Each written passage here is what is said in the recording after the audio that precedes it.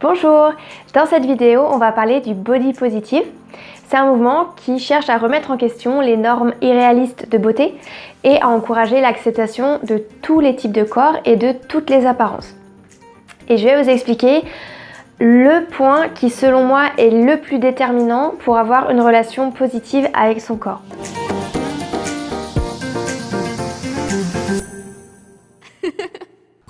Je suis Marie-Linde et sur ma chaîne, je parle de psychologie du comportement alimentaire pour aider les femmes à développer une relation plus apaisée avec la nourriture et avec leur corps. Dans cette vidéo, je réponds à Maud Bettina Marie et Céline H, deux youtubeuses que j'adore. Et récemment, elles ont fait une vidéo dans laquelle elles discutent du body positive justement à partir de réflexions de leurs abonnés. Et vu qu'elles ont pas mal d'abonnés, je me suis dit que c'était des réflexions qui potentiellement étaient plutôt représentatives de la vie générale sur le sujet. Dans leurs vidéos, elles ont par exemple abordé le fait que le body positive peut donner parfois l'impression de ne pas tenir compte de la santé, ou alors qu'avec ce mouvement, on puisse parfois ressentir une pression à devoir à tout prix aimer son corps, ou encore que certaines personnes elles se sentent pas forcément légitimes à se revendiquer du mouvement body positive. Maud et Céline ont proposé à leurs abonnés de donner leur avis en commentaire de leurs vidéos. Mais j'ai voulu leur répondre en vidéo parce que j'avais beaucoup de choses à dire sur le sujet et qu'en fait le body positive c'est un thème que de toute façon je voulais aborder sur ma chaîne pour apporter un éclairage psychologique sur le sujet. Alors c'est un thème hyper large et il y a beaucoup à dire sur l'aspect psychologique du rapport à son corps. Mais dans cette vidéo, je vais me concentrer sur le point qui selon moi est central et qui détermine tout le reste, la santé, la pression et la légitimité. Alors ce point, c'est de faire la différence entre l'appréciation ou le jugement que je porte sur mon corps et l'estime ou l'amour que j'ai pour lui. Alors c'est vrai que c'est une distinction qui n'est pas toujours facile à faire quand on parle de body positive parce qu'on parle toujours d'aimer son corps et en français on utilise le verbe aimer dans plusieurs sens possibles. On dit j'aime le chocolat, mais on dit aussi j'aime mes enfants, mais évidemment on ne veut pas dire la même chose. Quand on dit j'aime le chocolat, on emploie le mot aimer dans le sens d'apprécier, alors que quand on dit j'aime mes enfants, on emploie le mot aimer dans le sens de quelque chose qui a à voir avec de l'amour inconditionnel. Apprécier, c'est porter un jugement de valeur. Ça me plaît ou ça me plaît pas. J'en suis fière ou j'en ai honte. Et du coup, quand on parle d'aimer son corps, je trouve qu'on utilise le mot aimer plutôt dans le sens d'apprécier son corps, en fait. Et du coup, on se met beaucoup de pression à cette étape-là en essayant de s'apprécier à tout prix, alors que finalement, c'est peut-être pas le plus important. Quand on parle d'aimer son corps, ce qui compte le plus, c'est d'avoir un rapport d'amour inconditionnel avec lui. Et quand on voit les choses comme ça, on peut ne pas apprécier son corps, mais ça ne nous empêche pas de l'aimer. Qu'il soit jeune, vieux, maigre, gros, malade, pour le meilleur et pour le pire, s'aimer inconditionnellement, c'est s'aimer sans condition. Et souvent, c'est vrai qu'on ne s'en rend pas forcément compte, mais on se dit ma vie aura du sens, où je serai heureuse, où je serai digne d'être aimée quand j'aurai fini mes études, quand j'aurai obtenu mon diplôme, quand j'aurai trouvé un travail, quand je ne serai plus célibataire, quand j'aurai perdu 10 kilos. Enfin voilà. L'amour inconditionnel, c'est de dire ma vie a du sens, je suis digne d'être aimée, j'ai de la valeur, point. Et on ne rajoute pas derrière quand ou si. C'est ça, c'est aimer sans condition. En fait, aimer inconditionnellement son corps, c'est dissocier notre valeur de notre apparence. Si on aime son apparence, tant mieux, mais on n'en a pas besoin pour se valoriser. On n'a pas besoin de tout apprécier chez soi à tout instant pour être gentil avec soi-même et pour s'aimer. Sinon, on va être comme la belle-mère dans Blanche-Neige qui se rassure constamment en interrogeant son miroir. Et là, sa valeur, elle est clairement basée sur sa beauté extérieure. Et quand ce que lui renvoie le miroir ne lui plaît pas, ça la met dans une grande insécurité et une jalousie qui est pas franchement bénéfique en fait. Ça se termine quand même super mal pour elle au final. Bon, puis au passage, elle empoisonne Blanche-Neige. En même temps, Blanche-Neige, elle avait qu'à pas ouvrir la porte, on est d'accord. Le mouvement body positive, c'est assez récent, mais le concept d'image corporelle positive, ça c'est un sujet qui est étudié par la psychologie depuis longtemps déjà. En psychologie, avoir une image de son corps positive, ça ne veut pas dire être positive tout le temps à propos de son corps. Mais ça veut dire avoir une conscience de son corps qui est saine. C'est-à-dire accepter son corps tel qu'il est, sans jugement, avec bienveillance et indulgence. C'est être capable de voir son corps dans son ensemble, avec toutes ses facettes, et de ne pas se réduire à nos complexes. Il y a des choses à propos desquelles je complexe. Il y a des choses qui me font honte, il y a des choses que j'ose pas montrer, qui me frustrent, qui m'agacent, qui m'énervent ou que j'ai envie de changer. Mais il y a aussi d'autres choses à propos desquelles je suis fière et que j'aime. Et finalement, développer cette manière de voir son corps, ça nous permet d'être capable d'être heureuse avec son corps, même si on n'est pas satisfaite de tout. Tout ça, on le comprend bien quand on pense aux personnes qu'on aime, pour prendre l'exemple de nos enfants. Même s'il y a des disputes, il y a des choses qu'ils font qu'on n'apprécie pas, tout ça, ça ne remet pas en question le fait qu'on les aime et qu'on les accepte tels qu'ils sont.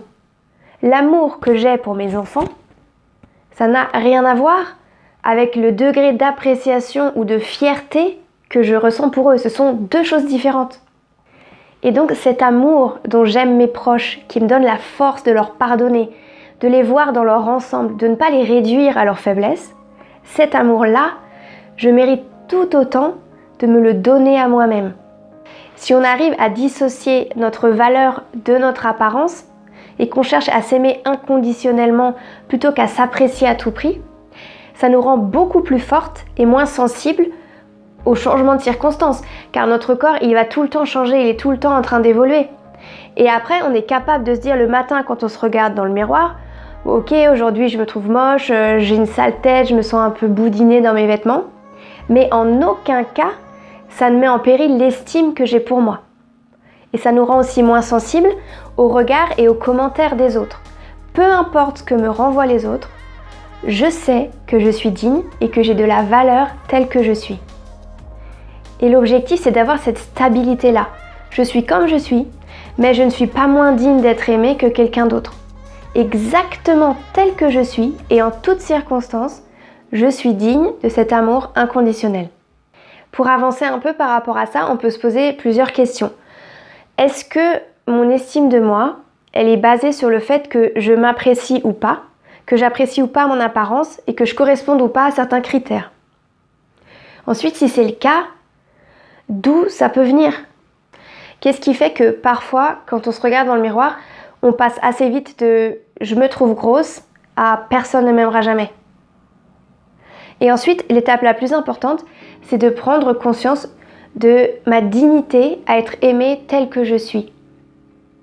Travailler à construire une estime de soi qui est fondée sur une vision entière de soi, dans toutes ses dimensions, avec tout ce qui fait partie de moi. Et on peut apprendre à s'aimer et à travailler sur toutes les blessures qui font qu'on n'y arrive pas, et on peut même se faire aider pour ça. Moi, je me souviens d'une époque où quand je me regardais dans le miroir, je passais assez vite de « je me trouve grosse » à « personne m'aimera jamais ». Et tout ce travail que j'ai fait pour essayer de dissocier ces deux choses, ça me permet aujourd'hui de me regarder dans le miroir en me disant je suis comme je suis, mais ça n'a aucun rapport avec ma valeur ou ma dignité à être aimée en fait. Donc si jamais vous en êtes là, essayez de vous interroger et de voir d'où ça peut venir. Et si j'arrive pas à m'aimer aujourd'hui, c'est pas grave. C'est pas quelque chose qui arrive du jour au lendemain de toute façon. C'est vraiment un processus. Il faut pas voir ça comme une finalité, mais plutôt comme un chemin. Il y a beaucoup de chemins qui peuvent aider à développer une relation plus positive avec son corps. Et c'est vraiment à chacune de trouver ce qui lui convient le mieux en fait. Pour moi, ça a été de prendre conscience que j'étais en lutte permanente contre mon corps et que je l'écoutais pas du tout. Et de fait, mon comportement alimentaire, il était complètement déstructuré et assez destructeur. Et le jour où j'en ai pris conscience, ça m'a rendu triste de me rendre compte que je me faisais du mal au lieu de prendre soin de moi. Et donc, par amour pour mon corps, j'ai vraiment commencé à arrêter de considérer mon corps comme un ennemi, comme un problème, mais à le considérer comme un partenaire. Et j'ai cherché à plus l'écouter et à découvrir ce qui lui faisait du bien. Donc pour refaire le lien avec les vidéos de Maud Bettina Marie et Céline H, Finalement, le fait de ne pas lier notre valeur à notre apparence et de chercher à s'aimer inconditionnellement, c'est un point central parce que ça va déterminer tous nos comportements par la suite. La santé. Dans cette démarche d'amour de soi et de relation positive avec son corps, on va avoir envie de prendre soin de son corps, c'est une conséquence logique. Et on va se mettre à adopter des nouveaux comportements d'hygiène de vie et à chercher ce qui nous fait du bien. Une étude américaine datant de 2016 a montré chez un groupe d'adolescentes que le fait de suivre un programme pour renforcer leur image corporelle pendant 1 an, ça entraînait ensuite l'adoption de meilleurs comportements d'hygiène de vie et en particulier une diminution des troubles du comportement alimentaire, une réduction de la consommation d'alcool et de cigarettes et une augmentation de l'activité physique. Pas de pression. Si on est focalisé sur le « aime ton corps » dans le sens de « il faut apprécier son corps à tout prix », en fait ce qu'on fait c'est qu'on remplace une injonction par une autre et puis au final on reproduit le même schéma, c'est-à-dire vouloir correspondre à un idéal. C'est encore une recherche de perfection, sauf que la définition de la perfection a changé. C'est plus avoir un corps parfait, mais c'est aimer son corps imparfait de manière parfaite. Donc au final on reproduit le même schéma. Alors que s'aimer inconditionnellement, c'est justement accepter de ne pas toujours s'apprécier, c'est être bienveillante et indulgente avec soi-même et ne pas avoir des attentes démesurées. Donc comme ça, on enlève toute la pression. Et enfin, la légitimité. Ensuite, on se pose un peu moins la question de savoir si on est légitime à se revendiquer comme étant body positive ou pas, parce qu'on subit toutes les mêmes injonctions de beauté et on en souffre toutes, peu importe notre apparence. Tout le monde désire avoir une relation positive et non plus conflictuelle avec son corps et on a toutes à faire ce chemin vers plus d'amour de soi. Du coup, moi j'ai envie de vous dire, t'as un body, t'as envie d'avoir une relation positive avec lui, bon t'es body positive. N'hésitez pas à partager cette vidéo si ça peut inspirer quelqu'un que vous connaissez. Si ce qui vous empêche d'avoir une relation apaisée avec votre corps, c'est votre rapport à la nourriture, vous pouvez faire mon quiz gratuit pour découvrir ce qui vous bloque et pour obtenir mes conseils personnalisés. Le lien est dans la description. Je vous souhaite une très belle journée à tous et prenez soin de vous.